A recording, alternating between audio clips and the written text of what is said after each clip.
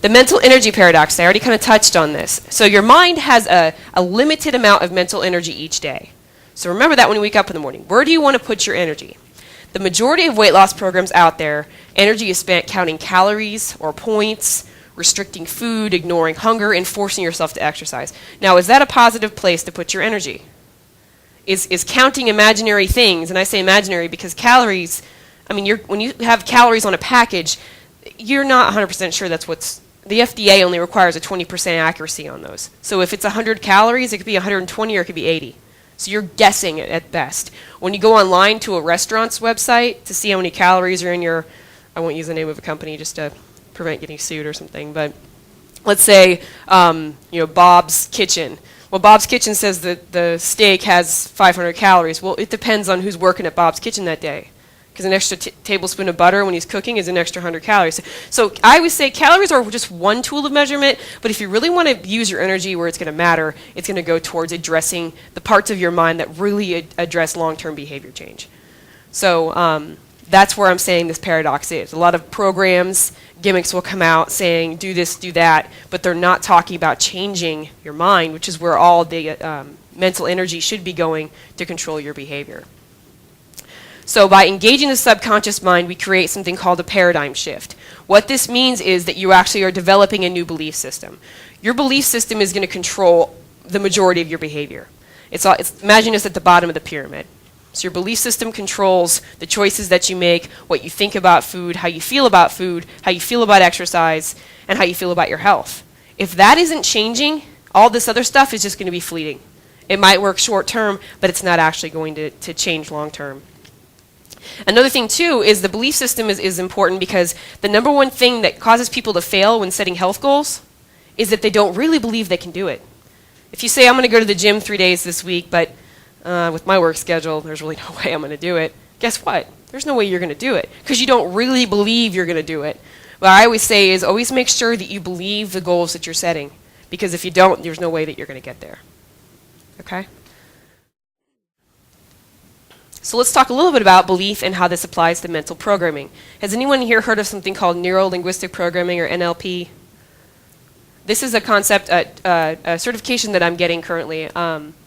It applies to changing the way that we respond to our environment by engaging the senses. So everybody has a predominant sense that they use to learn, whether that means auditory, visual, or kinesthetic. So by using that sense to really get and retain information, you can change your behavior a lot more simply. Mental and physical changes take time, but a belief change can happen in a moment when you start to realize that something that you've been holding on to for a long period of time is actually false. Imagine your brain works like a computer. What if you put a program on a computer that didn't work? Is the computer going to run right? Probably not. So imagine the belief systems get installed on your computer like that. The cool thing is, as children, we're told what to believe, but as adults, we can choose what we want to believe. And if you choose to believe that you can run a 4-minute mile or that you can make it to the gym 3 days in 1 week, you're making that choice to be your own reality. I believe it was 1959, Robert Bannister was the first human being to run a 4-minute mile. And after that, everybody started running 4-minute miles because they believed they could do it because somebody was a testimonial. So testimonials are very powerful. Just make sure that they're accurate and not just somebody that's famous telling you to go buy Slim Fast or something. Any questions about this? All right. So here are 5 ways that you can engage your subconscious mind, and I'm going to go through each one of these individually. But these are the best use of your mental energy, and these will create and cause a paradigm shift and help you create a new belief system, because this is ultimately what you want to develop. These 5 things are self-talk, affirmations, visualization, perception, and ability. So let's start with self-talk. You've heard of this before, I'm sure. So which person in this picture has the most influence on how the red one thinks, feels, and behaves? Anyone want to take a guess? You think it's this guy, this guy, this guy, this guy? Anybody? It's what? This guy? Or this guy? It's a good guess. Anybody else? The number one person that's going to affect how this person thinks, feels, and behaves is this person. That's all right. It's the red person. This person's thoughts, feelings, behaviors, and words are going to affect it more than anybody else. This means that you have to learn how to be your own cheerleader. You've got to really focus and be careful about what you're saying and how you're talking to yourself and what you're thinking. Every statement that you make has an effect on your subconscious mind. Remember, the captain's telling the crew what to do. The crew, your subconscious, doesn't know if it's right or wrong. It can't see. It can't see what's going on. It's relying on that captain and crew to tell it what to do. So if you say, I can't run a 4-minute mile, which I can't. I can run a 6-minute mile, maybe, on a good day. No, I'm kidding. But, okay, let's say I can't run a 4-minute mile. You're never going to do it. The crew's not going to listen to you. But if you say, I can, I believe I can, then you will. It's that simple. And this is what empowerment's all about, is realizing that you have the ability. You just have to believe it.